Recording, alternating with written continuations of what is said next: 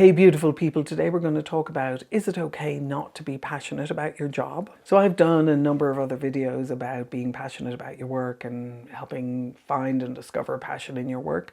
And I think it's really important to let ourselves off the hook on needing to be passionate about our work. So if you're sick of the be passionate about your work conversation, you're in the right place. If you think about passion as a thing that you need to find and you being always on versus something that you contribute, you're also in the right place. And also you can thrive at work and find joy in work and not necessarily be completely passionate about it. By the end of this video, I want you to be able to be reassured by the fact that you don't have to be always on and passionate about what it is that you do. But I also want you to understand that for your own purposes and for your own joy, it's important that you get little hits of joy from your work.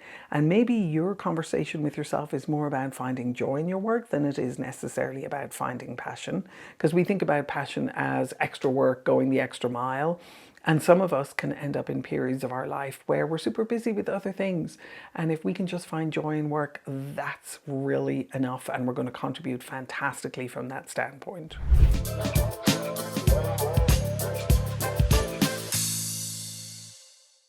So passion isn't a prerequisite for job satisfaction. And again, I want to bring up the idea of joy in here. If you take pleasure from serving other people, from leading other people, from taking care of other people, from helping other people, and you're not super passionate about it in terms of you don't wake up every day and go, yay, I get to do this and I get to study about it and learn about it and go to conferences about it and read papers about it and hear people go speak about it, but it's something that I do that just quietly brings me joy. Those people are incredibly valuable inside organizations because frankly, if 90% of the organization were all super pumped up and hyped up and passionate about everything that they do, there's very little sustainability in that, because people who are passionate about what they do, and I would consider myself to be one of them, we kind of have cycles of, oh, I'm super passionate about what I'm doing. Oh, I've sort of hit a bit of a bump and I'm in the doldrums. Oh, I'm coming back up again. The people who provide sustainable structure and just quiet, grounded competence are really important counterbalance almost to the people who are kind of hyper and really passionate about what it is that they do. I have enormous respect and appreciation for the people who are just consistently joyful and appreciative and grateful and kind about what it is that they do, because I recognize how important they are in terms of my ability to be able to be some of that, but not all of that all the time. So you do need to be able to find joy in your work. You don't have to be able to find passion in your work. And I really encourage you to build a difference for yourself. You might even think about doing a T diagram and going, what is passionate to me? What does it mean to me? What does joy mean to me? And for me, joy means gratitude, appreciation, acknowledgement, kindness, caring, and reciprocity. If we overemphasize passion and purpose, and there's so many conversations around that at the moment, we can actually burn ourselves out because we don't give ourselves any cycles of peace, any cycles of calm. And part of the beauty of not being passionate about a particular thing for a period of time is that you can just focus on the contribution and you can focus on the joy and you can focus on the value that you're bringing to others. And once you start doing that, what you'll find is that the way people respond to you actually brings you just quiet, grounded joy. You're not jumping up and down. You're just really happy with what it is that you're doing, and that shows up in the quality of your work.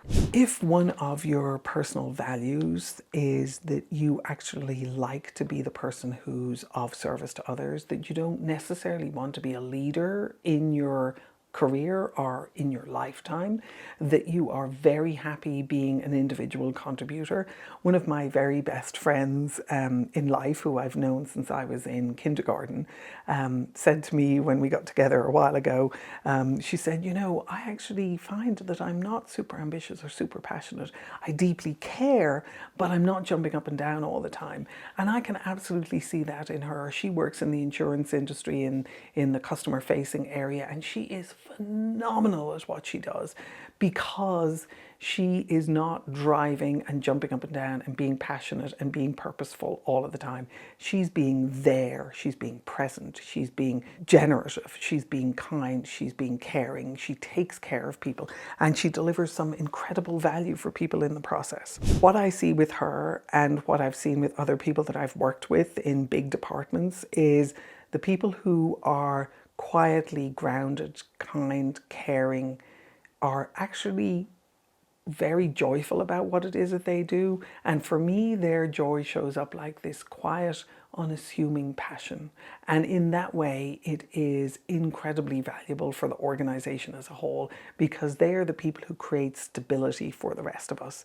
And they are also the people who can be particularly excellent at what they do because they're focused on the joy, which is the shared joy with other people. It's not necessarily their own personal passion. I think it's always important to make sure that if you are one of these people, or if you work with one of these people, that they don't get taken advantage of, that we don't push them to do more, to be more like the people who are jumping up and down and shouting about passion. If you're one of these people, I really encourage you to stand your ground and recognize your value. The other valuable thing that I have found to recognize about this struggle between being passionate at work and simply finding joy in what it is that you do is that you probably, more than likely, in the entirety of your career will have phases when you are incredibly passionate about things and when you are just quietly joyful about things. And I think if you recognize that, it actually allows you to be able to do both and to move between them with ease and fluidity, and also recognize the people who aren't passionately jumping up and down about their stuff and driving things, but the people who are just calmly, quietly delivering incredible value and doing it with joy.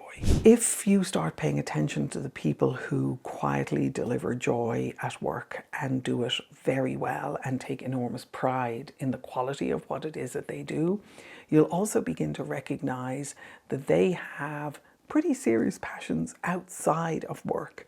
I have rarely come across one of these magnificent people who doesn't have a pretty serious passion outside of work. And it might be something gentle, it might be something kind, it might be something caring, it might be something to do with their community or with their church or whatever it is. But what I found is that they are quietly passionate about that as well. And so it brings me back to the conversation of the balance between joy and passion and how kind of interlinked they really are. As we think about the question whether or not it's okay not to be passionate about your work, I would say absolutely. But then I would encourage you to figure the balance between joy and passion. And then you begin to ask yourself the question, wait now, I'm joyful about my work. Isn't that enough? Isn't that fantastic? And the answer is yes, it is.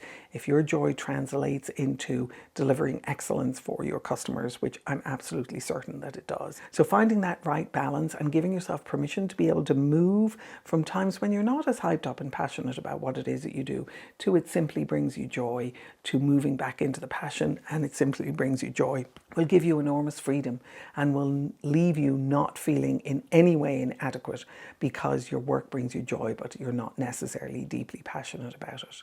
So I encourage you to seriously stand your ground on this one. You are needed, you are valued, you are appreciated. As you do that, and as you think about what it would mean to get promoted from a place of joy and not of deep passion, I encourage you to do the Get Promoted Assessment. It's www.getpromotedassessment.com. There's a link down below in the comments. And let me know how it works for you. And then weigh in on this conversation, those of you who are joyful but not passionate, and those of you who are passionate about what they do, make sure you're also being joyful. I wish you the very best of luck with it, and I look forward to meeting you because these people are gems. Thank you.